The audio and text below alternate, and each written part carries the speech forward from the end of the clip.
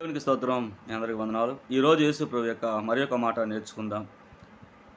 మత్తయి సువార్త 6వ అధ్యాయం 19వ వచనంలో, భూమి మీద మీ కొరకు ధనము కూర్చుకొనవద్దు. ఇక్కడ చిమ్మటియు తుప్పును తినివేయును. దొంగలు కన్నం వేసి దొంగిలెదరు. పరలోకమందు మీ కొరకు ధనము కూర్చుకొనుడి. అచట చిమ్మటి అయినను తుప్పైనను దాన్ని తినివేయదు. దొంగలు కన్నము వేసి దొంగిల ఇల్లరు. నీ ధనం ఎక్కడ ఉండనో అక్కడే నీ హృదయము ఉండను అని యేసుప్రభు వాళ్ళు క్లియర్‌గా చెప్తా ఉన్నారు.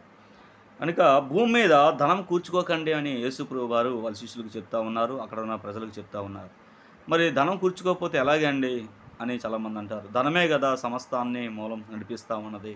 ధనం లేకపోతే మరి కార్యాలు ఆగిపోతాయి. అన్నీ కూడా ధనం మీదే నడుస్తూ ఉంది అని చాలామంది ప్రశ్నిస్తారు. ధనం లేకపోతే ఏమీ రాదు, ఏమీ జరగదు, ఏమీ అవ్వదు. పనులు